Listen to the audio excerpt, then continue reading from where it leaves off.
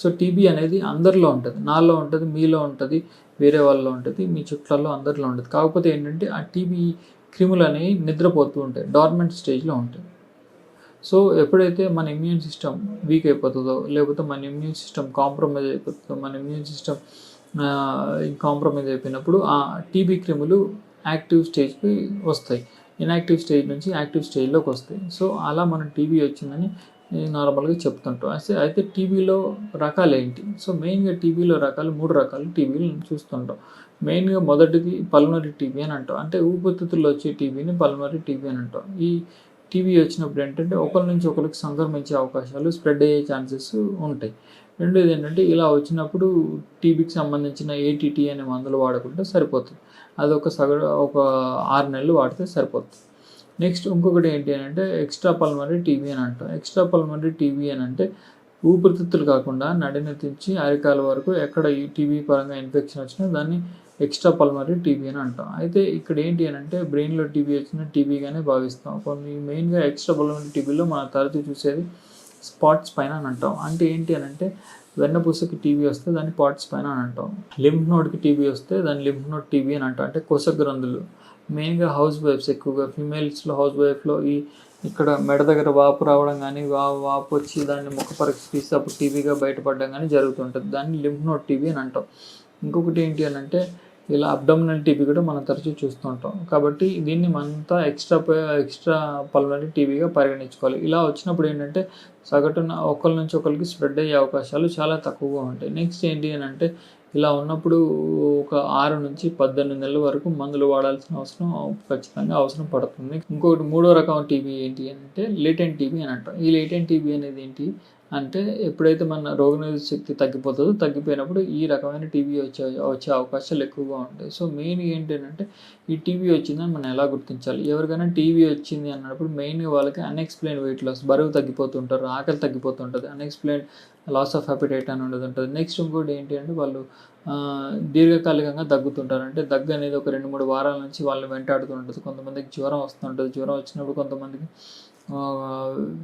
ఎక్కువగా జ్వరం రాకుండా లో గ్రేడ్ ఫీవర్, అంటే తక్కువ జ్వరం, అది కూడా సాయంత్రం పూట ఎక్కువగా వస్తుంటుంది. కొంతమందికి ఆయాసం అనేది వస్తుంటుంది, కొంతమంది ఛాతీలో నొప్పి వస్తుంటుంది, కొంతమందికి అప్పుడప్పుడు నోట్లో నుంచి రక్తం పడే అవకాశాలు ఉంటాయి. ఇవన్నీ జరుగుతుంటాయి. సో ఇలా ఉన్నప్పుడు ఏంటంటే దగ్గరలో ఉన్న మీ పల్మనాలజిస్ట్ కానీ ఎవరికైనా లక్షణాలు ఉన్నప్పుడు చూపించి ప్రాపర్ డయాగ్నోసిస్ చేయించుకుంటే మంచిది. నెక్స్ట్ అసలు టీబీ వచ్చిందో మనం ఎలా గుర్తిస్తాం? సో మెయిన్గా టీబీ వచ్చిందని గుర్తించడానికి మనం చేసే టెస్ట్లు ఏంటి అని అంటే అది డయాగ్నోసిస్ ఎలా చేస్తాం? మెయిన్గా ఏంటి అని అంటే మ్యాంటో టెస్ట్ అని ఒకటి చేసుకుంటాం. తర్వాత మ్యాంటో టెస్ట్ అనేది ఖచ్చితంగా సెన్సిటివ్, ఖచ్చితంగా స్పెసిఫిక్ అనేది ఉండదు. ఎందుకంటే మ్యాంటో టెస్ట్ పాజిటివ్ రావచ్చు, అప్పుడప్పుడు నెగిటివ్ రావచ్చు. కాబట్టి ఒకవేళ పాజిటివ్ వచ్చినా కూడా ఖచ్చితంగా మనం దాన్ని పరిగణించుకోకూడదు. దాంతోపాటు కఫం పరీక్షలని చేయించుకోవాలి.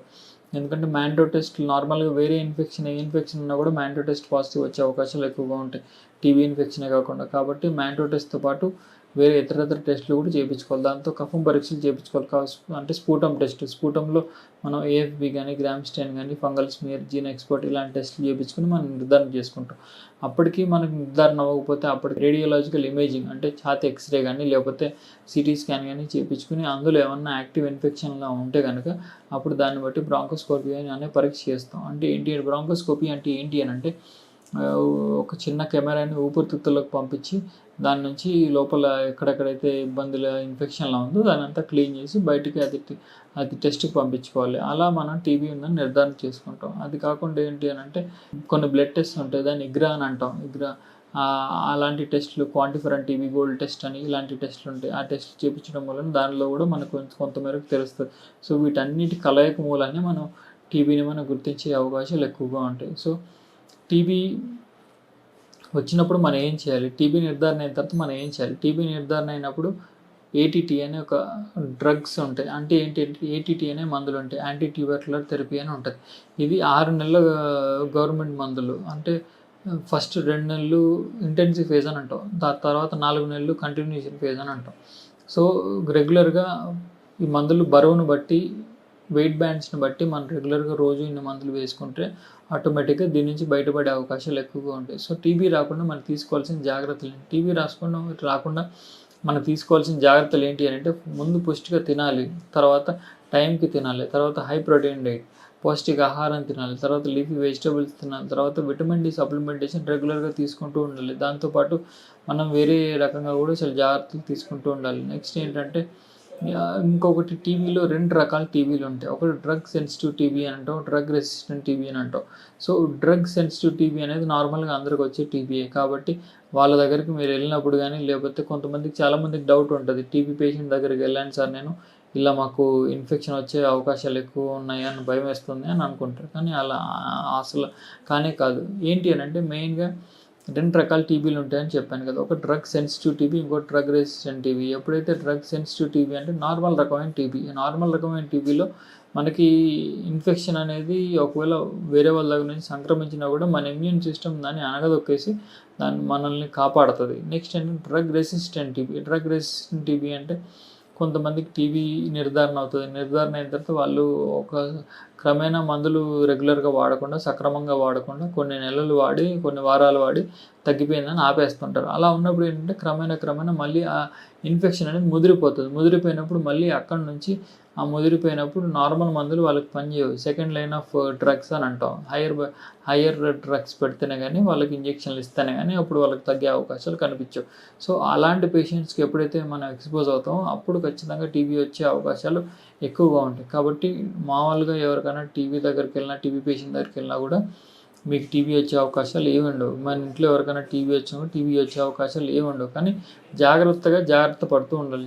మన ఇమ్యూన్ సిస్టమ్ ఎలాగైతే దాన్ని తొక్కేస్తుందో మీరు కూడా ప్రాపర్ మాస్క్ వేసుకుని జాగ్రత్త పడుతూ ఉండాలి. ఇంకొకటి, మీ ఇంట్లో ఎవరికైనా టీబీ ఉంటే కనుక ప్రాపర్ వెంటిలేషన్ అనేది వాళ్ళకి ఇస్తూ ఉంటే ఆటోమేటిక్గా దీని నుంచి కొంచెం వాళ్ళకి రిలీఫ్ అనేది ఉంటుంది. నెక్స్ట్ దీని నుంచి జాగ్రత్తలు తీసుకునే క్రమంలో నెక్స్ట్ మనం తెలుసుకోవాల్సింది ఏంటి అంటే విటమిన్ డి సప్లిమెంటేషన్ రెగ్యులర్గా తీసుకోవాలి. విటమిన్ డి అనేది మన ఇమ్యూన్ సిస్టమ్కి బ్యాక్ బోన్లో పనిచేస్తుంది. కాబట్టి ఏంటంటే విటమిన్ డి సప్లిమెంటేషన్ రెగ్యులర్గా తీసుకుంటూ ఉంటే అప్పుడు మనం ఈ రోగనిరోధక శక్తిని పెంపొందించుకుంటూ ఉండొచ్చు. దాంతోపాటు మనం పౌష్టిక ఆహారం తీసుకుంటూ జాగ్రత్త పడుతుంటే ఆటోమేటిక్గా దీని నుంచి బయటపడవచ్చు.